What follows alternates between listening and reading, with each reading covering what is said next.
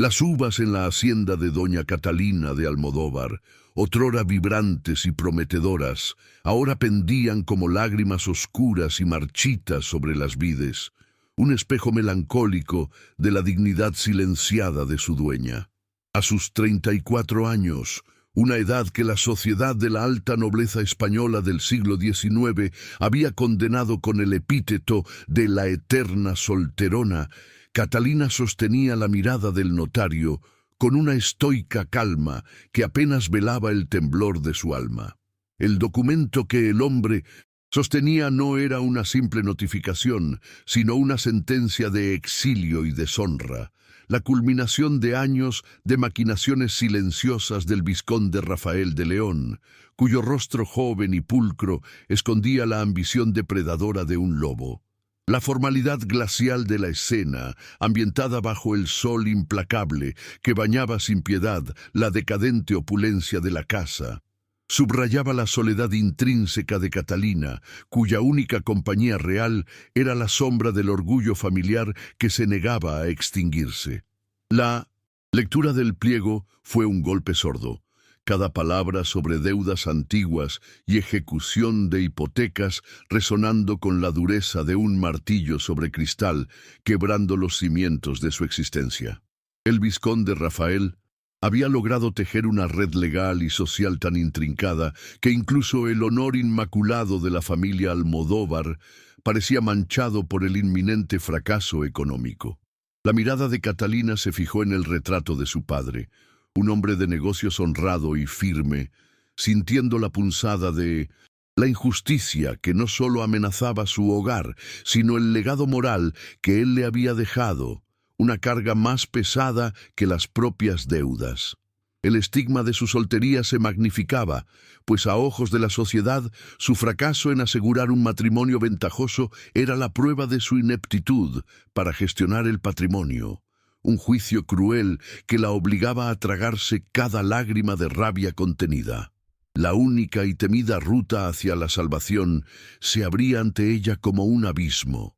El duque Fernando de Montemayor, conocido en las tertulias más reservadas como el Temido. Su nombre se susurraba con una mezcla de reverencia supersticiosa y miedo, asociado a una tragedia familiar envuelta en misterio que lo había recluido en su imponente y sombrío castillo, transformándolo en una figura de poder inalcanzable y voluntad de hierro. Era el duque, de alguna manera, el último recurso, el acreedor final o el mediador con la influencia necesaria para detener la vorágine legal orquestada por Rafael. La ironía era cruel. Su destino dependía del hombre más juzgado y aislado de la región, un alma herida cuya frialdad era casi tan legendaria como su riqueza, obligándola a ir a implorar clemencia, un acto que su dignidad se resistía a aceptar. «Solo el duque puede interceder, doña Catalina», afirmó el notario, su voz baja, como si temiera ser escuchado por las paredes. «El vizconde ha blindado cada vía legal. Solo una voluntad superior, y la del duque es la única que ostenta tal peso en esta provincia, podría revertir esta orden». El peso de esas palabras cayó sobre Catalina, obligándola a reconocer su vulnerabilidad extrema. Se sintió como una pieza de ajedrez forzada a moverse hacia el tablero del adversario más peligroso. Sin embargo, en lugar del pánico, una llama helada de determinación se encendió en sus ojos color miel. La resignación había llegado a su límite. Era el momento de la lucha, no por un marido o por la aceptación social, sino por la verdad y la honra. La travesía hacia el castillo de Montemayor se convirtió en un peregrinaje de la desesperación, la carreta chirriando bajo el peso de su humilde equipaje y de la expectativa social de su fracaso inminente. El paisaje, que antes representaba la seguridad de su hogar, se transformó en una sucesión de campos ajenos y desconocidos, aumentando su sensación de orfandad y desamparo. La formalidad estricta de su vestimenta de luto parcial, una concesión a la seriedad de su situación, No podía ocultar la determinación que endurecía su mandíbula. Ella sabía que el encuentro con el duque no sería un simple trámite, sería un duelo de voluntades, donde su única arma era la verdad desarmada y la fuerza silenciosa de su carácter, que había sido templado por los años de desprecio social y el fardo de la soltería. El castillo, una mole de piedra oscura incrustada en la colina, se alzó ante ella, envolviendo el ambiente en una atmósfera de austeridad y misterio que superaba con creces los rumores. Sus almenas parecían vigilar el mundo con una indiferencia milenaria, y la fría brisa que descendía de las alturas portaba el aroma de la tierra húmeda y el silencio denso, presagiando un encuentro de trascendencia.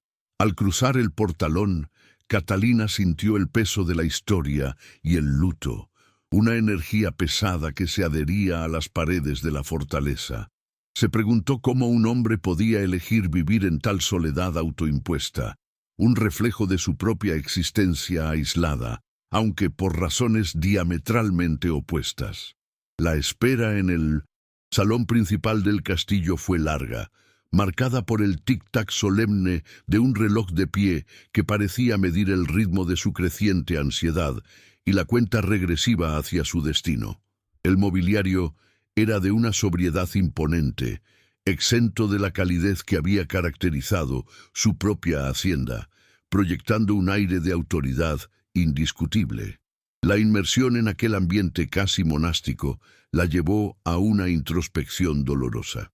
La sociedad la había descartado como vieja para el amor, pero en ese momento su preocupación no era el romance, sino la supervivencia de un legado, una lucha que la elevaba por encima de las mezquinas convenciones sociales. Cuando finalmente Duque Fernando de Montemayor hizo su entrada, el aire en el salón se condensó. No caminaba, sino que se deslizaba, una figura alta y sombría que proyectaba una sombra más larga que la propia luz de la tarde. Su rostro, marcado por una belleza austera y una cicatriz apenas visible cerca de la sien, revelaba la intensidad de una inteligencia estratégica y el peso de un dolor profundo que nunca se había curado, un misterio que lo hacía a la vez peligroso y fascinante. Su mirada, de un gris tormentoso, no era arrogante, sino implacable, escudriñando a Catalina no con el juicio del mundo, sino con una curiosidad calculadora que la desarmó por completo. La primera interacción fue un diálogo de tensión contenida. Catalina, dejando de lado la súplica y apelando a la justicia, expuso la crueldad y la ilegalidad de las acciones del vizconde Rafael, no pidiendo caridad, sino una evaluación objetiva de la verdad. «Mi duque», comenzó, su voz clara y firme a pesar del nudo en su garganta. «No vengo a implorar piedad, sino a solicitar que su legendaria honra y su capacidad estratégica desmantelen una falsedad. La deuda es real, sí, pero los métodos del vizconde son ilegales y la usura es su verdadera intención».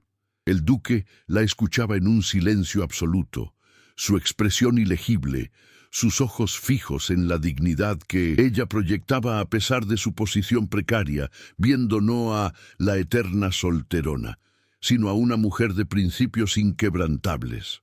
Aquel silencio del duque era un lienzo en blanco sobre el que Catalina proyectaba todas sus esperanzas y miedos. El ambiente pesado del castillo se convirtió en un campo de batalla emocional, donde su valentía silenciosa se enfrentaba al muro de hielo de la reputación de Fernando. El duque, finalmente, inclinó la cabeza en un gesto mínimo que no denotaba acuerdo, sino un reconocimiento de su valor al hablar con tanta franqueza. «Doña Catalina», su voz era grave, melancólica, resonando con una autoridad innegable. «El vizconde es un enemigo poderoso. Su solicitud es más que una simple disputa de tierras. Es un desafío a la jerarquía social. Dígame, ¿qué está dispuesta a arriesgar por lo que usted considera justicia?» La pregunta del duque Fernando, fría y cortante como un acero bien afilado, obligó a Catalina a enfrentarse a la magnitud de su riesgo, pero al mismo tiempo encendió una chispa de fuego en su interior que la había abandonado hacía tiempo, una mezcla de desesperación y orgullo que la empujó hacia adelante, reafirmando su inquebrantable voluntad. «Estoy dispuesta a arriesgar mi reputación, mi paz y lo poco que me queda de patrimonio, mi duque», respondió, su mirada manteniéndose firme en la suya, desafiando la intensidad de su escrutinio sin parpadear, revelando una dignidad que el vizconde Rafael nunca podría comprender ni poseer. «He vivido demasiado tiempo bajo la sombra del juicio social por no ser esposa, por no ser madre, por ser demasiado vieja. Ahora, no luchar por la honra de mis padres sería una traición peor que todas las calumnias que el vizconde pueda inventar. Mi dignidad no tiene precio, y es el último bien que me queda para ofrecer a cambio de la verdad y la justicia».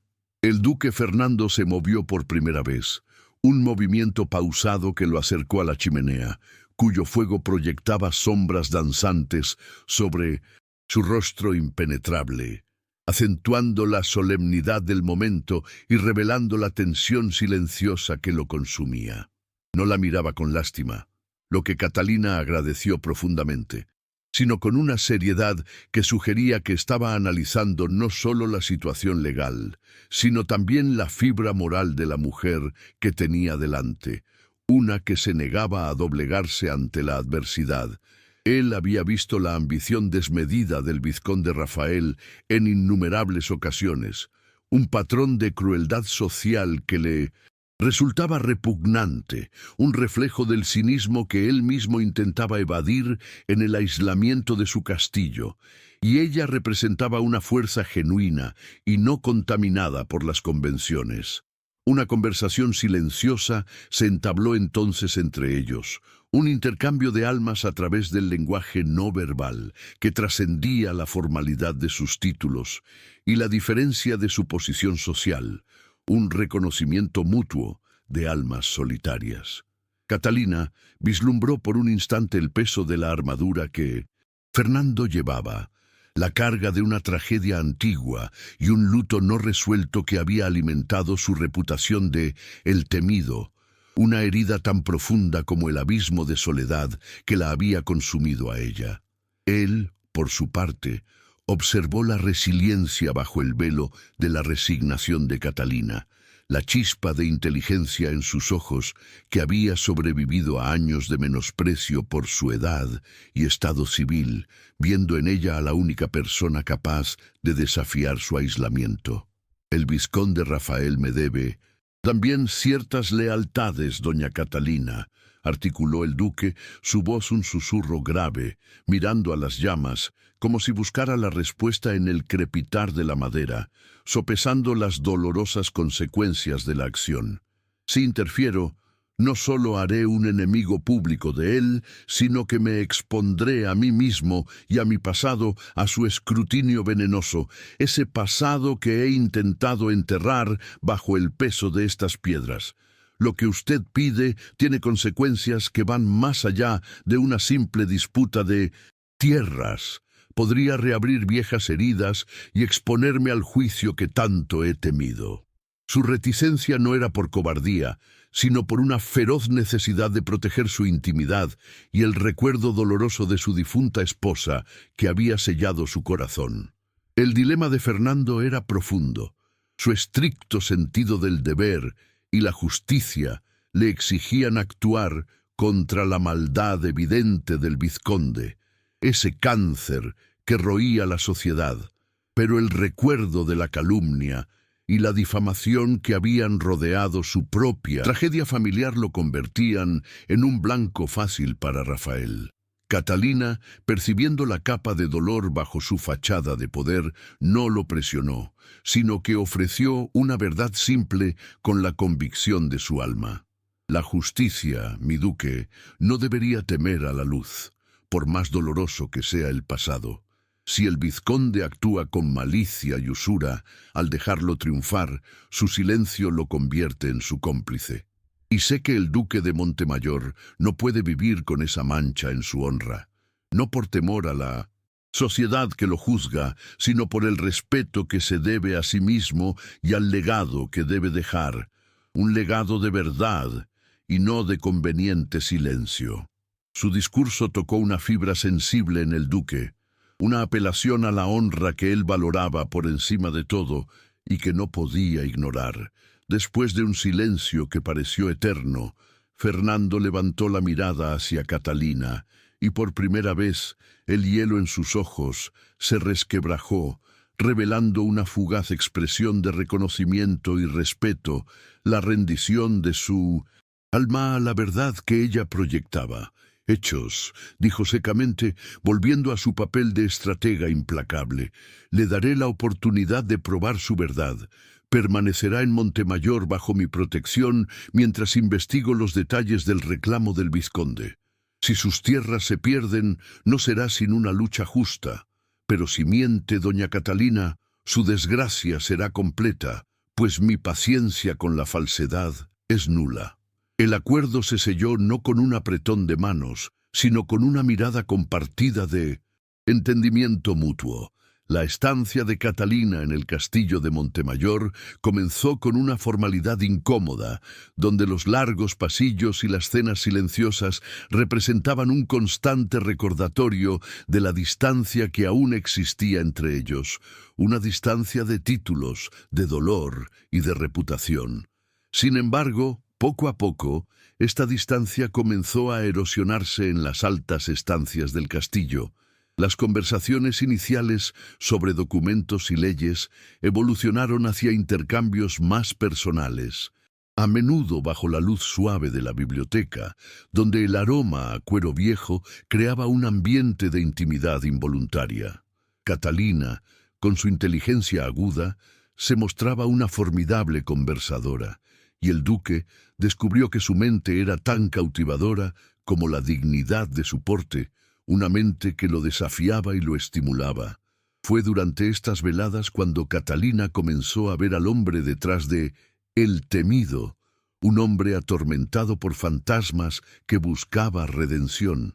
Ella se atrevió a preguntar sobre los libros que leía, sobre sus opiniones del mundo y sobre la historia del castillo, sobre sus sueños perdidos y sus cargas presentes. A través de pequeñas confesiones sobre su soledad y el peso de su deber, Fernando le permitió vislumbrar la herida de la pérdida y la culpa que lo habían recluido. Catalina, con una empatía innata, no intentó consolarlo con palabras vacías, sino que le ofreció la comprensión silenciosa de alguien que también había llevado el peso del juicio injusto y la condena solitaria. Y esa comprensión era el bálsamo que él necesitaba.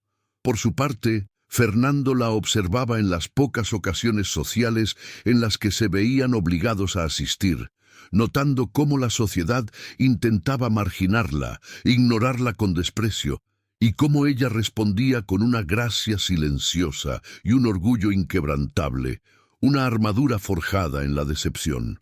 El duque, que había despreciado la hipocresía social desde su tragedia, comenzó a ver en Catalina no a la solterona en que la gente veía, sino a una mujer madura y completa, cuyo valor no residía en su edad o estado civil, sino en la profundidad de su carácter y la nobleza de su espíritu, un valor que trascendía el oro y los títulos. El vizconde Rafael de León, al enterarse de que Catalina se había refugiado bajo el ala del duque, sintió un escalofrío de rabia y peligro, intensificando sus maquinaciones y sintiendo su ambición amenazada por un poder superior. Comenzó a difundir rumores venenosos en la capital, no solo sobre la indecencia de Catalina al convivir con el duque sin la presencia de un chaperón, una calumnia que atacaba directamente su honra, sino también sugiriendo que el duque había actuado por interés sórdido, por codicia o por una atracción impropia hacia una mujer vieja y sin atractivo, una ofensa que buscaba la deshonra de ambos. Estos rumores llegaron a oídos de Catalina, pero ya no la doblegaron como antes, pues la protección silenciosa del duque le había infundido una nueva fuerza, La resiliencia que ella había cultivado en años de silencio se transformó en una fuerza activa. La indignación la movía ahora. La injusticia la indignó, no por lo que decían de ella, sino por cómo Rafael intentaba usar la calumnia para obligar al duque a retirarle su protección, intentando herir al hombre que se había arriesgado por ella. Ella, que había sido pasiva, sintió la urgencia de actuar, de proteger no solo su legado, sino también la honra del hombre que, contra todo pronóstico, se había convertido en su aliado y refugio. La tensión entre ellos se convirtió en un campo fértil para el incipiente romance, un jardín secreto que florecía en medio de la adversidad. Una noche, mientras revisaban unos documentos antiguos que probaban la manipulación del vizconde, sus manos se rozaron sobre el pergamino, un contacto eléctrico que duró solo un instante, pero que reveló la fuerza de la atracción que intentaban reprimir. Un eco de deseo que resonaba en el gran salón. Fernando retiró su mano rápidamente con un gesto de autocontrol brutal, sintiendo el pánico de la emoción, pero el calor del contacto permaneció, una promesa silenciosa y peligrosa de lo que podría ser entre ellos. Esa interacción fue un punto de inflexión silencioso que marcó el inicio de una alianza más profunda. El duque intensificó sus esfuerzos para desmantelar la red del vizconde, impulsado ahora no solo por la justicia, sino por un deseo feroz de proteger a Catalina de la malicia del mundo que tanto la había herido. Un instinto protector que nunca había sentido. Ella, por su parte, se convirtió en una activa investigadora, usando su conocimiento íntimo de la sociedad y las costumbres de la época para detectar las fisuras en la historia de Rafael. Su respeto mutuo se profundizaba, convirtiéndose en una admiración que era el preludio del amor que se atrevía a desafiar las convenciones. Antes de continuar con esta increíble historia de doña Catalina y duque Fernando de Montemayor, quiero hablar un instante contigo.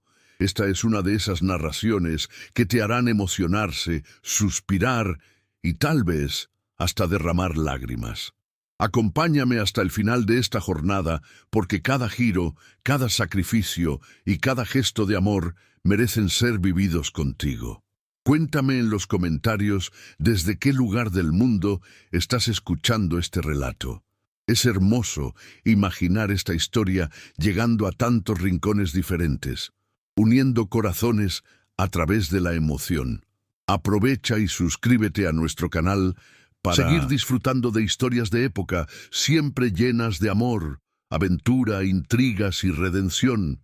Aquí, cada detalle está pensado para tocar tu alma y llevarte a viajar en el tiempo. Quiero agradecerte de corazón por toda la atención y el cariño que has dedicado a cada capítulo. Es por ustedes que todo esto tiene sentido y con ustedes quiero seguir compartiendo muchas otras jornadas emocionantes. La escalada de las calumnias tejidas por el vizconde Rafael alcanzó su punto álgido con la celebración del baile de la marquesa, un evento que se anunciaba como el crisol de la alta sociedad y el escenario perfecto para ejecutar la humillación pública, un espectáculo de maldad calculado que buscaba destruir la honra de Catalina. El vizconde, con una sonrisa de lobo y una pulcritud impecable, se aseguró de que los rumores sobre la indecencia de Catalina y las supuestas intenciones fraudulentas del duque se esparcieran como pólvora antes de la llegada de la pareja, manipulando la percepción de los asistentes con una maestría viperina, convirtiendo a Catalina en el foco de todas las miradas despectivas y los cuchicheos maliciosos. Para Catalina, asistir al evento junto a Fernando de Montemayor era una espada de doble filo. Era una muestra de desafío y unión, pero la exponía al escarnio directo de aquellos que la habían condenado silenciosamente durante años, aumentando su vulnerabilidad y el riesgo de deshonra en el cadalso social que era el gran salón de baile. Catalina entró al fastuoso salón con el duque, y el silencio que siguió a su entrada no fue de admiración, sino de un juicio cortante. Un murmullo helado que recorrió la sala y la envolvió como un sudario, haciéndola sentir el peso de cada mirada indiscreta y malintencionada. Se sintió como la protagonista de un auto de fe, juzgada por su edad, por su estado civil y ahora por su asociación con el hombre más enigmático de la provincia, el objeto de todas las especulaciones más crueles que circulaban libremente. La mayoría de las damas y caballeros les negaron el saludo, elogiando la audacia o la locura de Catalina al desafiar tan abiertamente las convenciones de la sociedad, mientras que el duque mantenía su porte inalterable, una roca de indiferencia ante el oleaje del desprecio social, pero por dentro su sangre hervía ante la injusticia que ella soportaba por su causa. Una injusticia que le recordaba su propio dolor y la hipocresía que lo había herido. El momento culminante de la velada llegó cuando el vizconde Rafael de León, con una teatralidad calculada que buscaba el mayor impacto público, se acercó a ellos.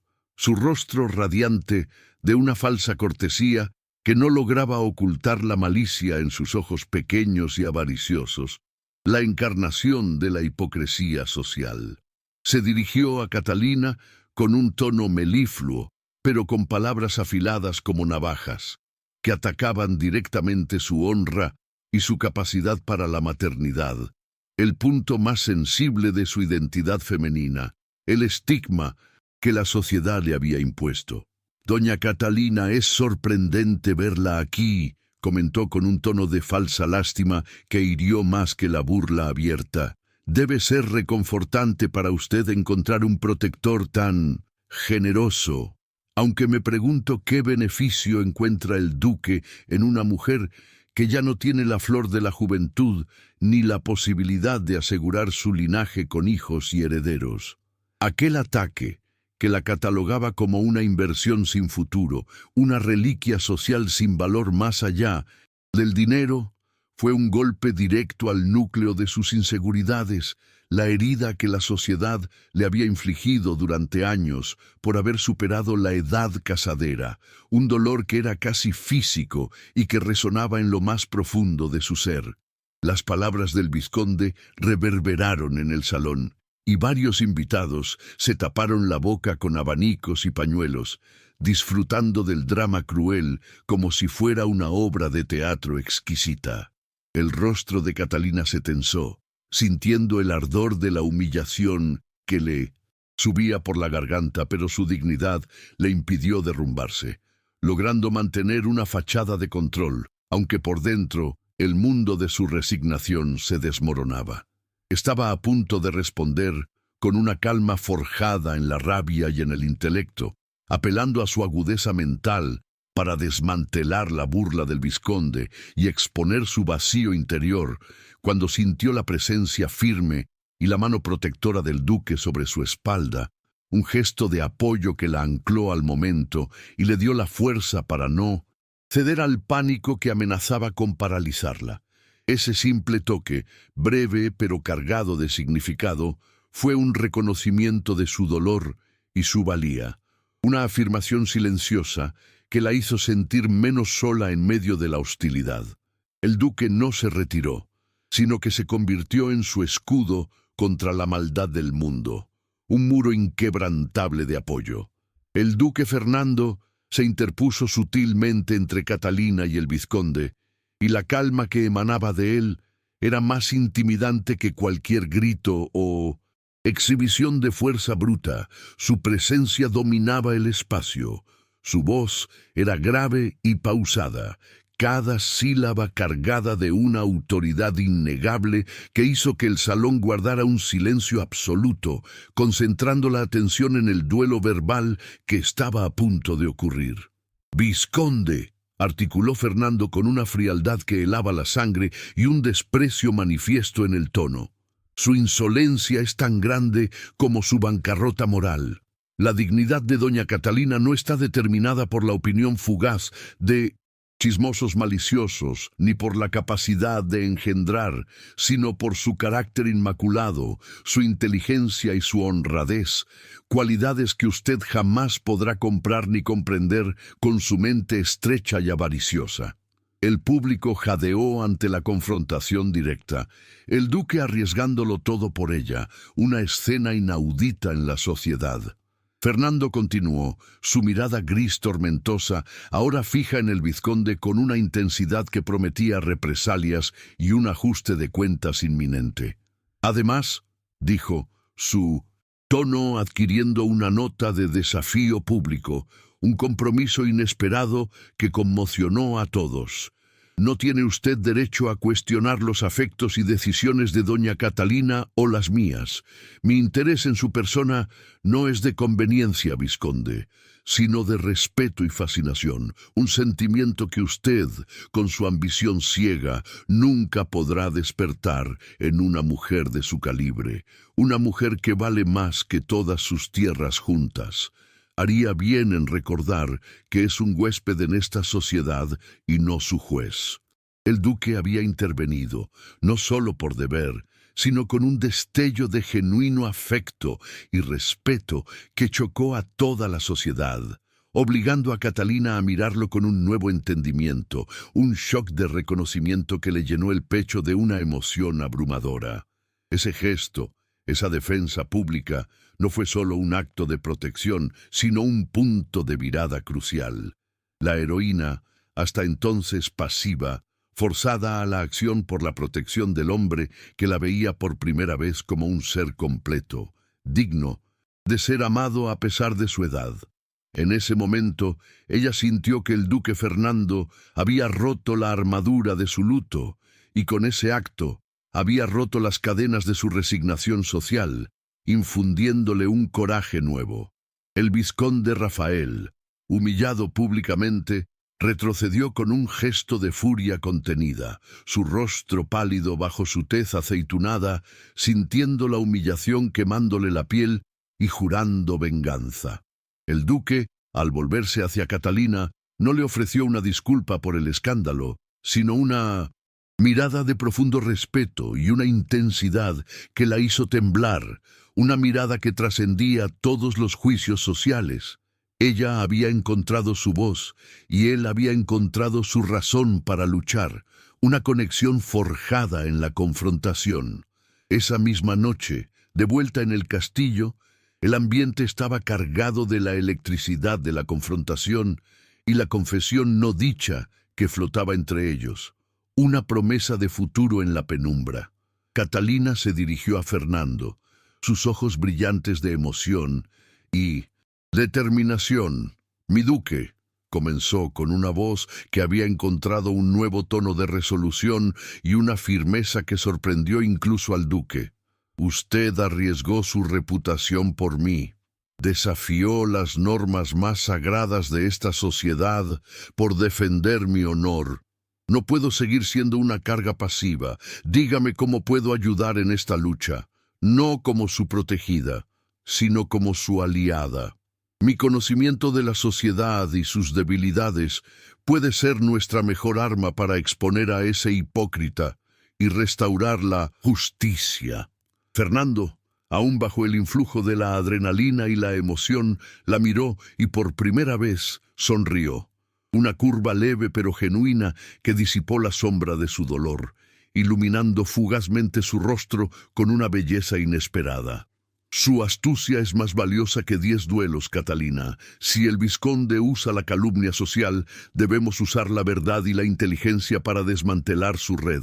El archivo del que hablábamos, el que detalla sus préstamos usureros a otras familias, ese es nuestro camino, nuestra prueba irrefutable, pero es peligroso. Él no retrocederá. Necesitamos movernos con precisión y en el mayor de los secretos, pues su maldad no conoce límites». La tensión romántica alcanzó un punto álgido. Ya no eran solo protector y protegida, sino cómplices en una lucha que se volvía intensamente personal y peligrosa, un lazo forjado en el peligro y la verdad mutua que los unía más que cualquier título o convención. La decisión de Catalina de actuar desencadenó la furia del vizconde. Rafael, sintiéndose acorralado y desesperado, viéndose amenazado en su propia arena, la reputación social, el vizconde pasó a la acción directa, atacando el eslabón más débil de la vida de Catalina, su único y anciano tío, don Elías, una figura respetada pero frágil, que había sido garante de una parte de las deudas familiares y residía cerca de la capital, un acto de cobardía extrema y desesperación.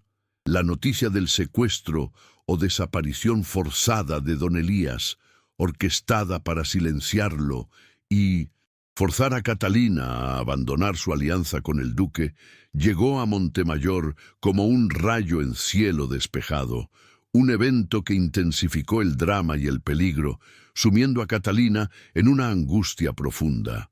El secuestro de don Elías funcionó como una amenaza tangible y una herramienta de chantaje emocional, una caída en el abismo de la desesperación para nuestra heroína, que temía por la vida de su último pariente, sintiendo la responsabilidad del peligro que ella había atraído sobre él. El vizconde envió una nota anónima y críptica al castillo, exigiendo que Catalina entregara los pocos documentos probatorios que había recuperado de la hacienda, amenazando con que el anciano sufriría las consecuencias si ella contactaba a las autoridades.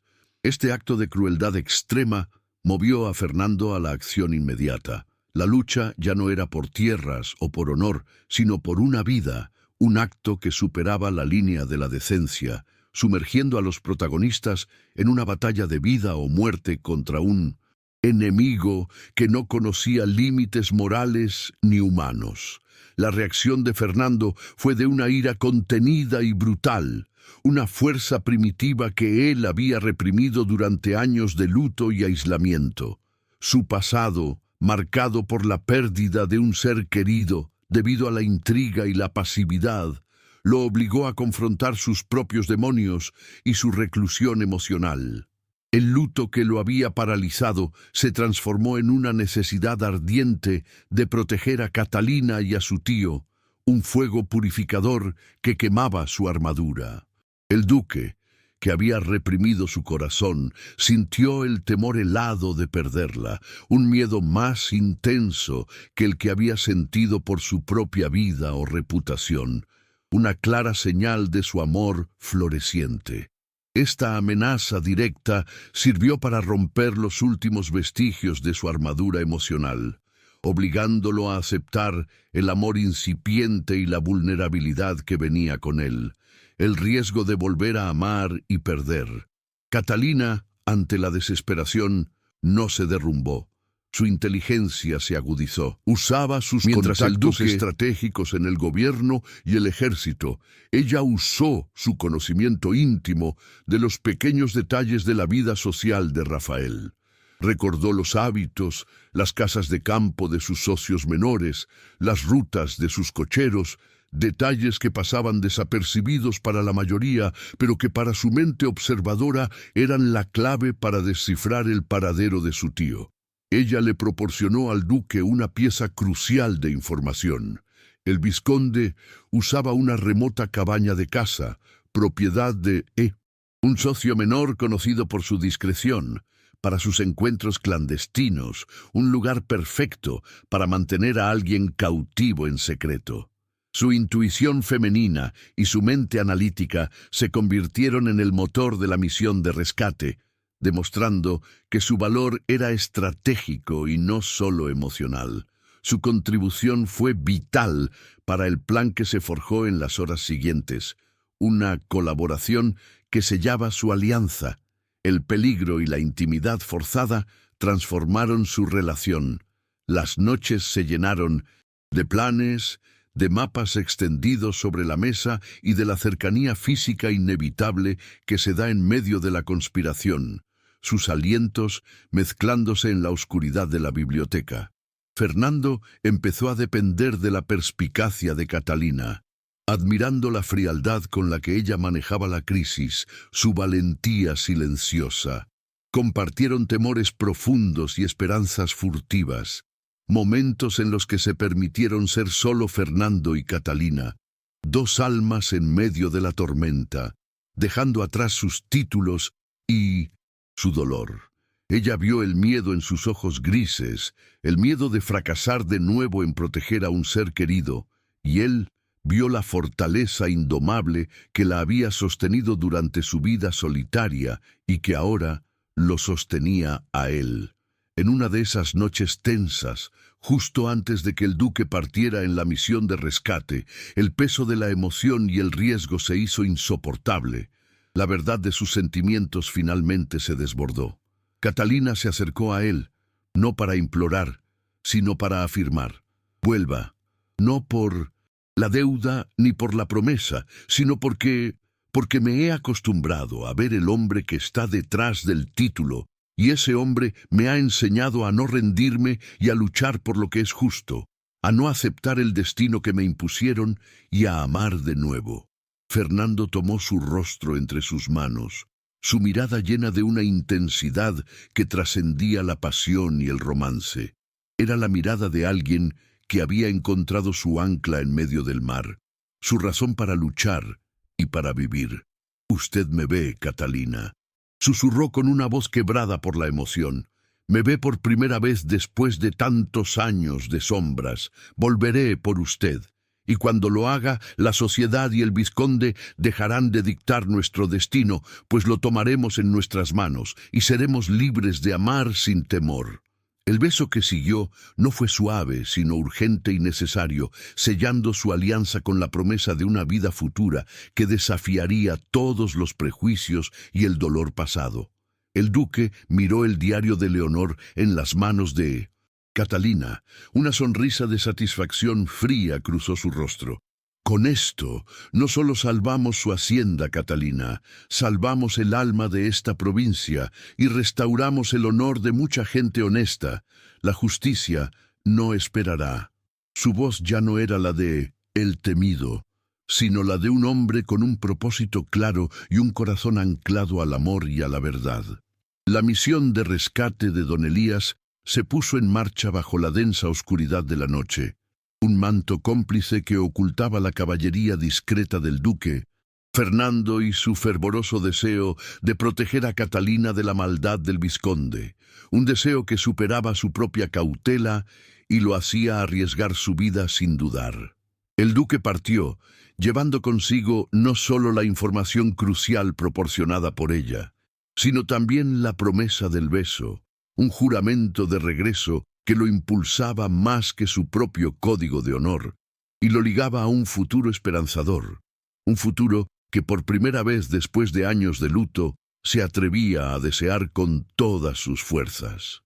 Mientras Fernando se adentraba en el peligro físico, en la brutalidad de la acción, Catalina permaneció en el castillo, lidiando con una nueva forma de batalla, la espera angustiosa y la intensificación de sus propias acciones estratégicas para asegurar la caída del vizconde Rafael. Ella sabía que la ausencia del duque era la oportunidad perfecta para el vizconde Rafael de lanzar su ataque final contra la reputación de Fernando, intentando paralizarlo socialmente, incluso si el rescate tenía éxito, pues su arma más letal era la calumnia y el desprestigio público, elementos con los que él jugaba con maestría. El vizconde, al percibir el éxito inminente del rescate y la traición de algunos de sus socios menores, planeaba un último y desesperado golpe de teatro social con el objetivo de desacreditar a ambos protagonistas ante la corona, pintándolos como amantes inmorales y conspiradores políticos en un intento de desviar la atención de sus propios crímenes. La estrategia de Catalina era audaz, un giro radical de su personaje de solterona resignada a agente de la verdad y la justicia, una mujer que finalmente encontraba su propósito. Ella orquestó un encuentro secreto y altamente arriesgado con la esposa de uno de los asociados menores del vizconde, doña Leonor, Una mujer que, según la intuición de Catalina, estaba harta de las maquinaciones y la usura de su marido y de Rafael, y que cargaba el peso de la culpa moral. La reunión se celebró en la penumbra de una antigua iglesia, un lugar de santuario que contrastaba con la oscuridad de sus intenciones y la bajeza moral de los crímenes que iban a ser revelados. Un ambiente de solemnidad y urgencia. «Doña Leonor», susurró Catalina, su voz profunda y persuasiva, buscando apelar a la decencia que sabía que aún existía en el corazón de la mujer y su deseo de redención. «Sé que su corazón no aprueba las acciones de su marido y del vizconde Rafael. Ellos han arruinado a familias enteras con sus préstamos usureros, han destruido la esperanza de mucha gente honesta, gente como nosotros, que solo buscamos vivir con dignidad.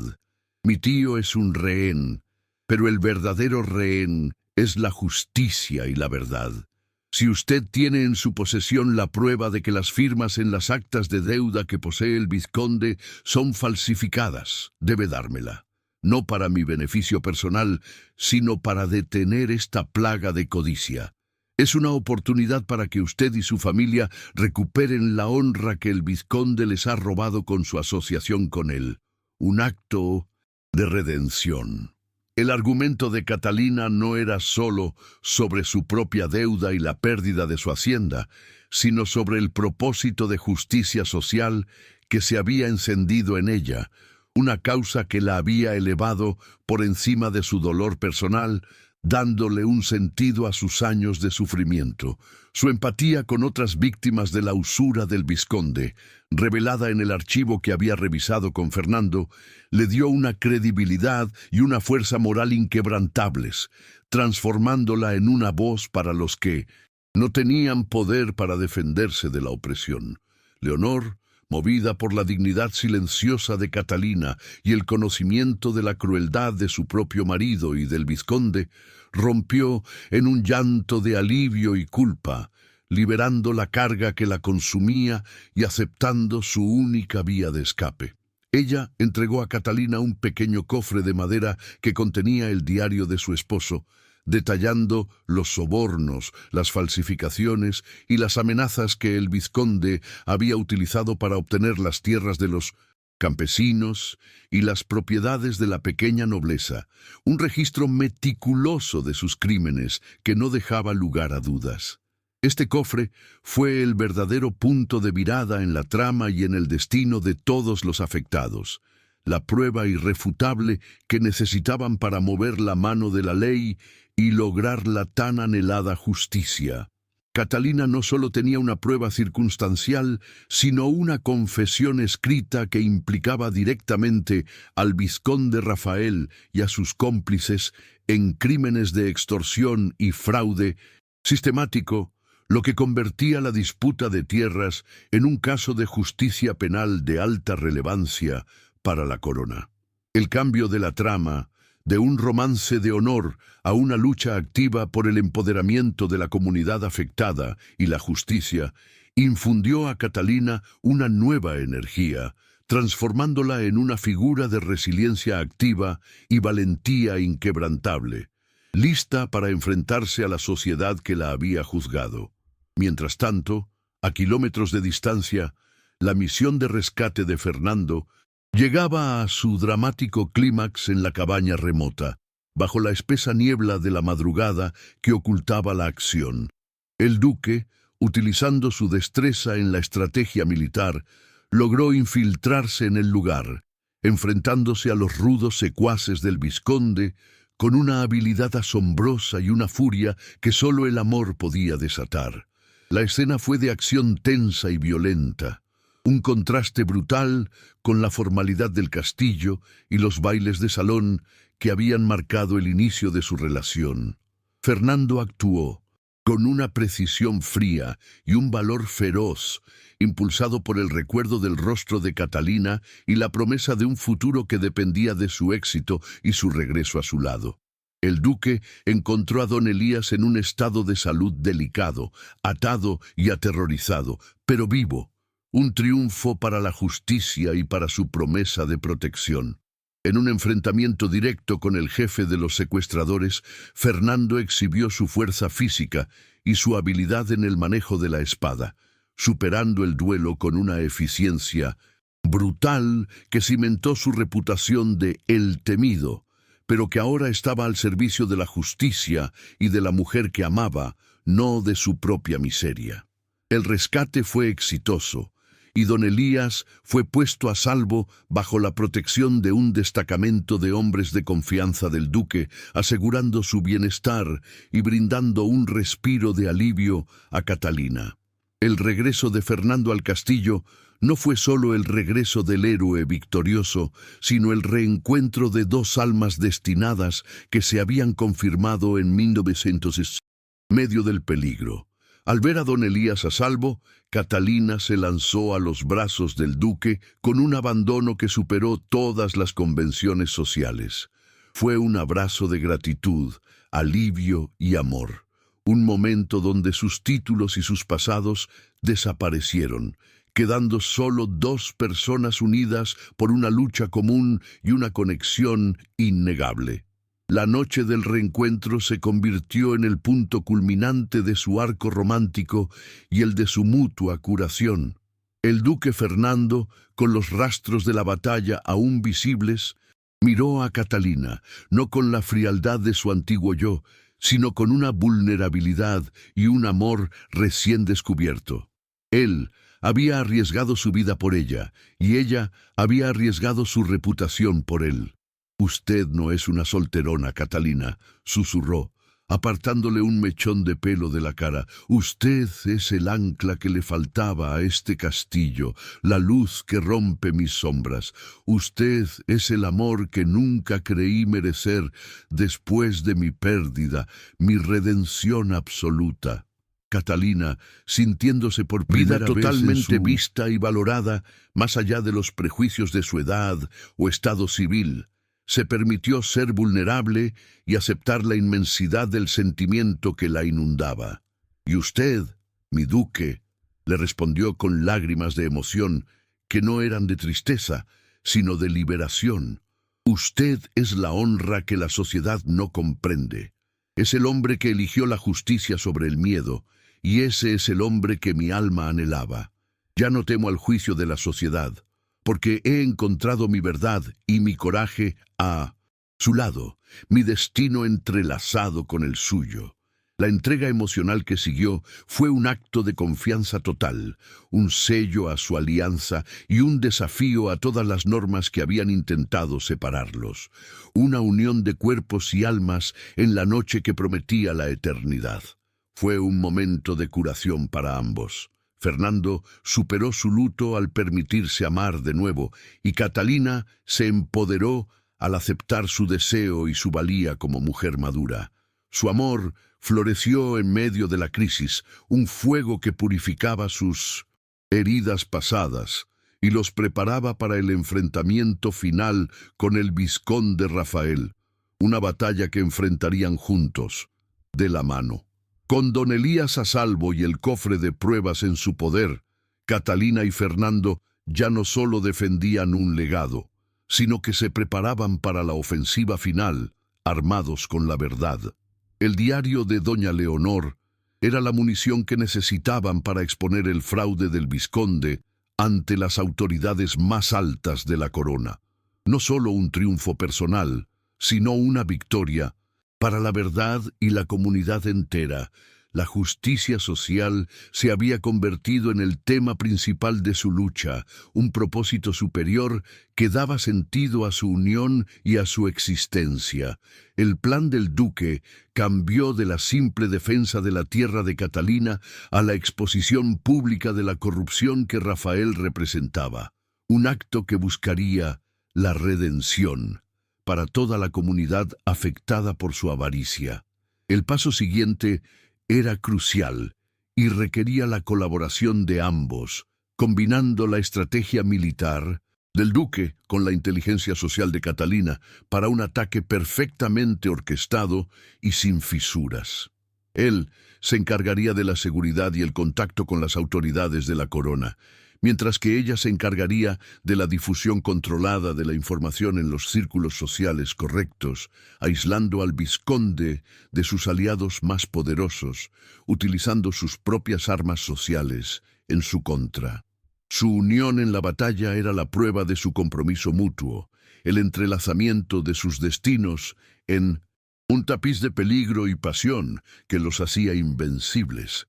La tensión narrativa aumentó, pues el vizconde, al saber del rescate de don Elías y al percibir la mano de Catalina detrás de la creciente desconfianza social, se volvió más desesperado y peligroso. El rumor de una traición interna en sus filas, la de doña Leonor, llevó a Rafael a acelerar sus planes de fuga o de un ataque final y desesperado contra el castillo, buscando una resolución sangrienta que detuviera la verdad. El plan final se fraguó en la biblioteca, con Catalina al lado de Fernando, no como una figura decorativa, sino como su asesora estratégica y socia indispensable. Sus manos sobre los mapas, sus cabezas juntas en la penumbra, su confianza mutua era palpable. La vulnerabilidad que se habían mostrado el uno al otro los había fortalecido, transformándolos en una pareja formidable, lista para desafiar a la sociedad y al antagonista que representaba todo lo que ellos despreciaban con el corazón. El enfrentamiento final se diseñó meticulosamente para tener lugar en la suntuosa gala de San Sebastián, un gran acto benéfico que garantizaría la máxima exposición de la verdad y aseguraría que la caída del vizconde Rafael fuera tan resonante como su propia arrogancia y ambición desmedida, un castigo que la sociedad no podría ignorar y que serviría de ejemplo. Duque Fernando y Catalina acordaron que el poder de la justicia social y el empoderamiento femenino debían ser evidentes ante toda la alta sociedad, redefiniendo los valores de la nobleza. La derrota de Rafael no sería solo un ajuste de cuentas legal para la familia de Catalina, sino una vindicación moral para todos los que habían sido oprimidos por la avaricia de la élite, incluido el desprecio por la mujer madura que la sociedad encarnaba con sus prejuicios más arraigados y dañinos. El duque orquestó la presencia discreta de un juez de la corona de alto rango, un hombre de su absoluta confianza y conocida integridad, camuflado entre los invitados de honor para evitar cualquier sospecha temprana, lo cual añadía una capa de suspense a la noche. Mientras tanto, Catalina se aseguró de invitar a varias de las familias de pequeña nobleza y campesinos arruinados por las deudas usureras de Rafael, asegurando que sus voces silenciadas fueran por fin escuchadas en un lugar de poder, transformando el evento de caridad en un tribunal moral. Esta colaboración demostraba la fuerza de su alianza, combinando el poder estratégico del duque con el conocimiento social y la empatía de Catalina hacia los desfavorecidos, uniendo el corazón y la mente en una ofensiva. La noche de la gala, la tensión era palpable, una electricidad oscura que cargaba el aire del fastuoso salón, presagiando el inevitable conflicto que cambiaría el destino de la provincia y la estructura de su poder social. El vizconde Rafael, sintiéndose acorralado por la repentina retirada de sus aliados sociales y los murmullos de una investigación en su contra, había decidido asistir, con la intención desesperada de realizar un último acto de calumnia pública y forzar al duque a un duelo que lo desacreditaría ante el poder central. Vistiendo su mejor atuendo, Rafael se movía con una falsa seguridad, lanzando sonrisas venenosas a Catalina y Fernando, quienes permanecían juntos, un muro de dignidad inquebrantable que proyectaba una unión forjada en el acero de la adversidad. El momento culminante llegó cuando el duque, con una calma aterradora que silenció la música y los murmullos, solicitó la atención del salón en nombre de la caridad y la justicia, con una presencia que dominaba el espacio y exigía respeto. Fernando, Sosteniendo el diario de doña Leonor y una copia del acta falsificada, comenzó a exponer los crímenes del vizconde con una elocuencia fría y precisa. No apeló a la emoción, sino a los hechos irrefutables, citando fechas, nombres y las cantidades fraudulentas que Rafael había usado para despojar a sus víctimas de sus propiedades, incluyendo las de Catalina, revelando su maldad sistemática y su profunda falta de moral, documentada paso a paso. La multitud, al principio escéptica y acostumbrada a los juegos de poder y las intrigas palaciegas, se quedó en un silencio sepulcral, escuchando la cascada de evidencia que desenmascaraba a uno de los suyos y ponía en duda la ética de la élite, una verdad incómoda que no podían ignorar. Al ver que su red de mentiras se desmoronaba ante los ojos de sus pares y que la justicia cernía sobre él, el vizconde Rafael perdió el control. Con un grito de rabia desesperada que rompió el protocolo y la decencia, intentó abalanzarse sobre Fernando, no para un duelo honorable, sino para silenciarlo con violencia, una muestra final de su naturaleza violenta y cobarde que aterrorizó a los asistentes y confirmó las acusaciones más oscuras sobre su persona. «Mientes, duque, usted es un usurpador y un calumniador. Una mujer vieja como ella lo ha manipulado para robarme. Ella no es más que una solterona amargada buscando riqueza», gritó, su rostro contorsionado por el odio y la humillación, revelando al monstruo detrás de la máscara de pulcritud social que se había sostenido por la mentira y la opresión. La respuesta de Catalina fue el golpe de gracia, el momento que definía su arco de transformación de la mujer silenciada a la mujer que tomaba su destino en sus manos con inquebrantable coraje. Antes de que el duque pudiera intervenir físicamente y reducir la agresión, ella dio un paso al frente con una valentía inesperada, interponiéndose entre el duque y el vizconde con una audacia que heló la sangre de todos y detuvo la agresión. Su voz, que una vez había sido silenciada por el juicio social y la resignación, resonó ahora en el vasto salón con una claridad inconfundible y una autoridad moral que superaba la del vizconde y silenciaba a sus cómplices. «No es el duque quien miente, vizconde», declaró, sosteniendo firmemente el diario frente a su rostro. «Hay prueba física de su traición a la ley y a la moral. Son sus documentos, la prueba escrita de su propia mano, lo que condena su avaricia, su crueldad y su vileza ante Dios y ante los hombres», continuó Catalina, sus ojos brillando con la luz de la verdad y la justicia, sin una pizca de miedo en su voz.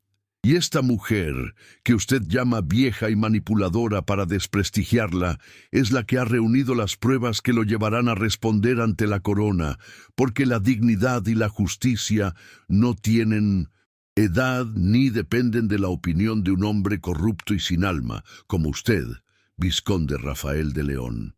Su intervención no fue solo valentía, sino el clímax de su arco de empoderamiento. Una mujer que se negaba a ser una víctima de la convención.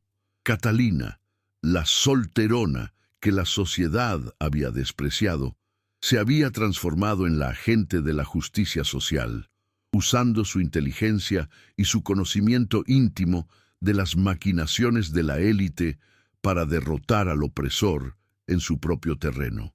La ironía de una mujer madura, cuyo valor la sociedad había desechado, siendo la clave para la caída del villano joven y ambicioso, fue un símbolo poderoso que conmovió a los presentes y redefinió el concepto de valor en el salón.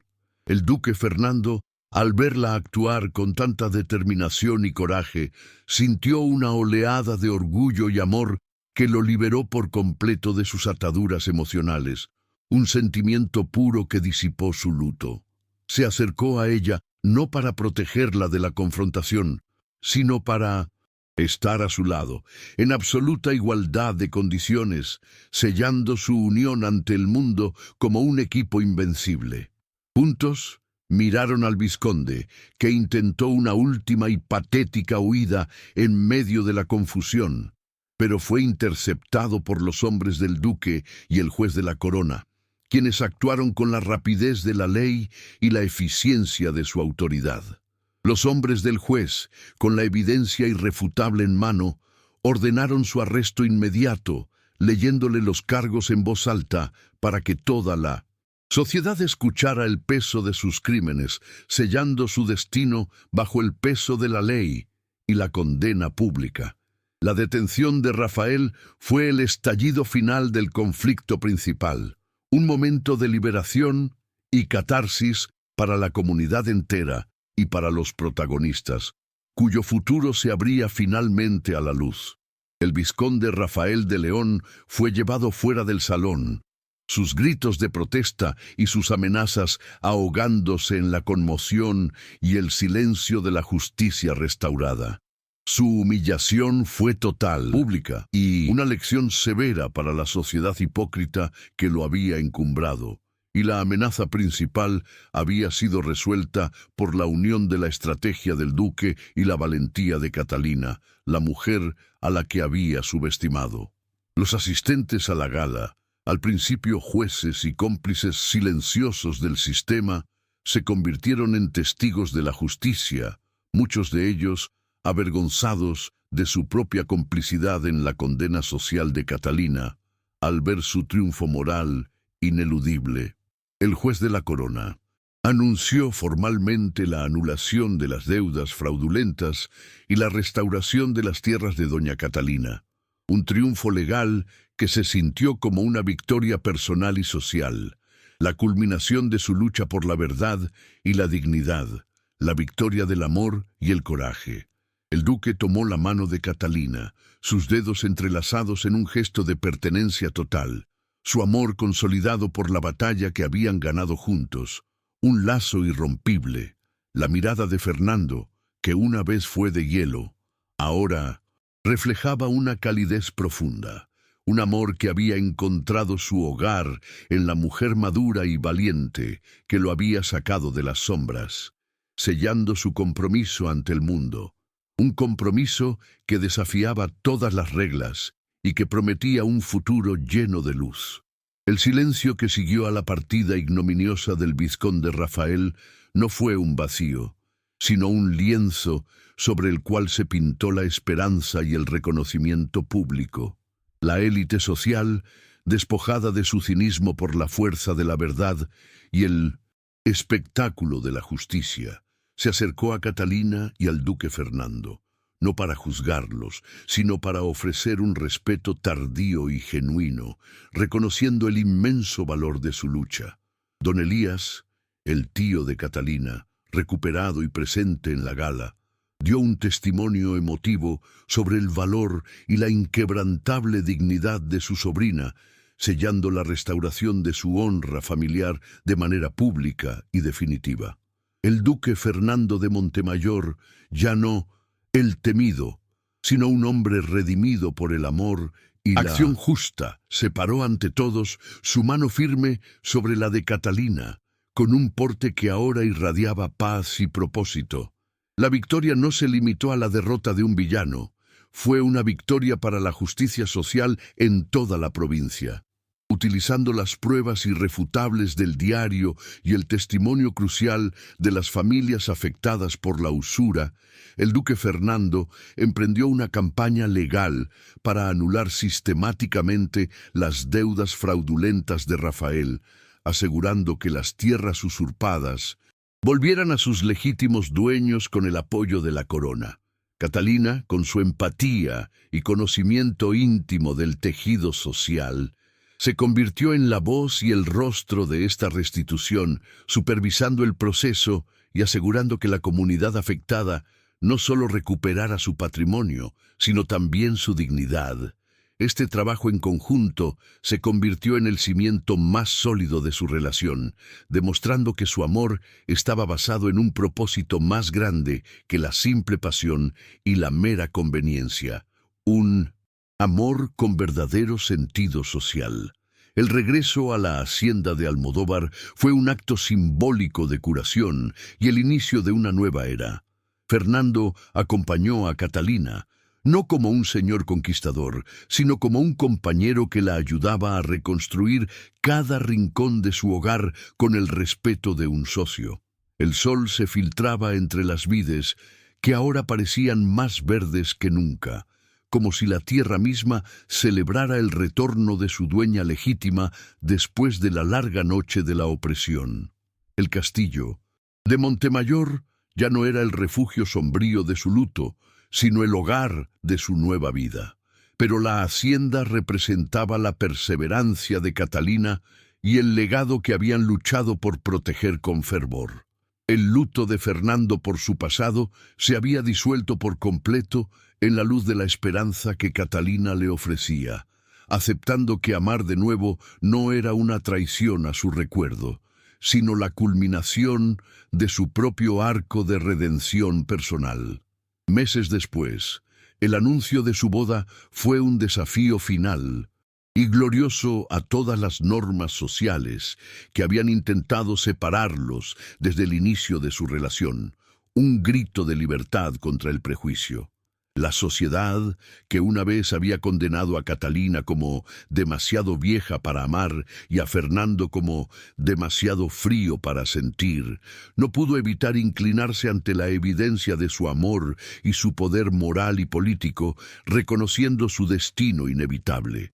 La unión no era una boda de conveniencia, sino la celebración de una alianza forjada en el peligro y la verdad compartida, un matrimonio entre dos almas maduras que habían encontrado su plenitud mutua a pesar de las adversidades. El duque, al mirarla, veía la profundidad de su carácter y el amor incondicional que ella le ofrecía, y ella veía la nobleza de su corazón, un amor que trascendía la juventud fugaz. La ceremonia se celebró con una sobriedad elegante que reflejaba su profundo respeto mutuo y la seriedad de su compromiso, evitando las excesivas frivolidades de la corte que tanto despreciaban en privado. Catalina, vestida con un traje que simbolizaba la dignidad y no la inocencia juvenil, irradiaba una belleza que solo la confianza y el amor verdadero pueden otorgar a una mujer que ha vivido y superado el dolor. Fernando, al tomar su mano ante el altar, sintió que el peso de sus años de soledad se desvanecía, reemplazado por la promesa de un futuro compartido y lleno de luz. Su unión se convirtió en un faro para toda la provincia, un ejemplo de que el valor de una persona reside en su carácter y no en las convenciones impuestas, un poderoso mensaje de esperanza y empoderamiento.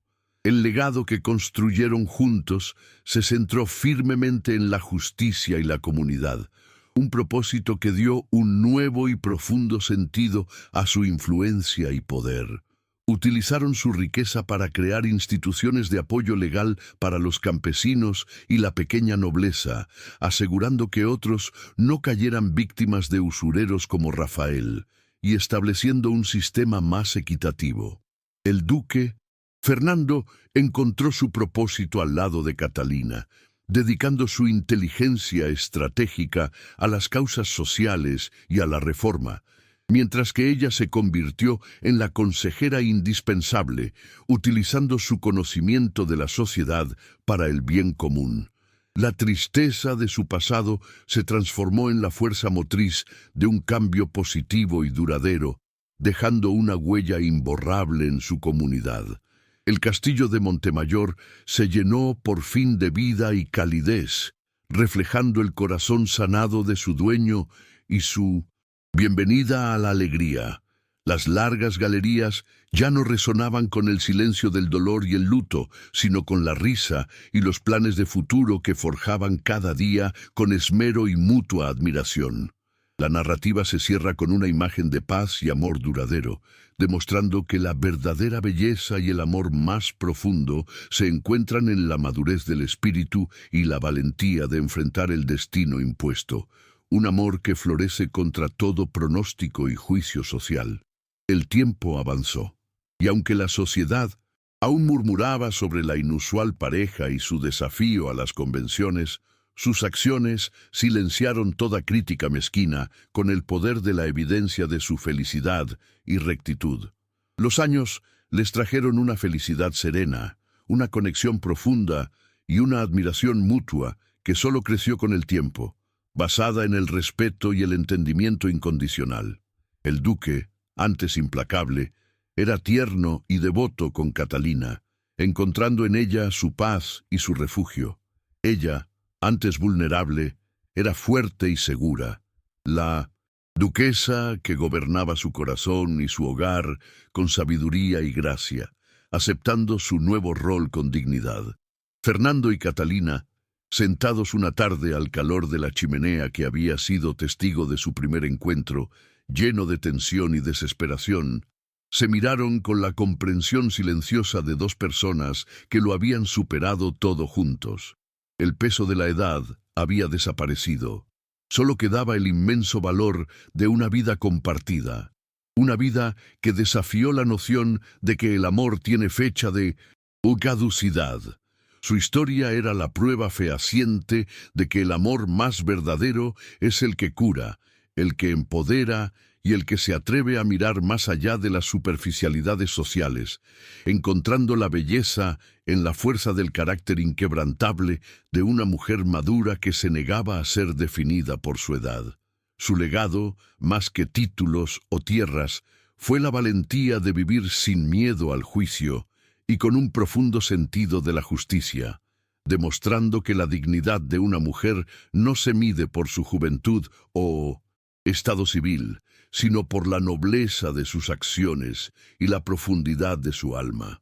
La injusticia había sido derrotada por la unión de dos almas que encontraron en el otro la fuerza que les faltaba para ser quienes realmente estaban destinados a ser, héroes de su propia historia de redención y amor eterno. Ahora que la historia de la duquesa y el duque ha llegado a su fin, y los hilos de su destino se han entrelazado para siempre en una victoria de amor y justicia, la emoción de la travesía perdura en el corazón de aquellos que la han seguido con pasión. El triunfo de su valentía y su amor es un testimonio de la fuerza que reside en la verdad y en la conexión profunda que supera todos los obstáculos impuestos por el mundo exterior y sus prejuicios más dañinos. El amor de la duquesa y el duque se convirtió en la leyenda de la provincia, narrada en susurros de admiración y respeto, un cuento que inspiraba a la gente a buscar la justicia y a creer en las segundas oportunidades, independientemente de la edad o el pasado. Su compromiso con el bien social y su amor incondicional sellaron su lugar no solo en la historia, sino en los corazones de aquellos que creían en la redención y en el poder transformador de la verdad y el coraje. Si has acompañado la historia de doña Catalina y del duque de Montemayor Fernando hasta el final, dime cuál fue el momento más emocionante para ti. Escríbelo en los comentarios porque tu voz da sentido a cada capítulo. Aprovecha para suscribirte a nuestro canal y seguir disfrutando de romances de época llenos de amor, drama y emoción. Gracias de corazón por haber vivido esta travesía conmigo. Muy pronto volveremos con una nueva historia que tocará tu alma.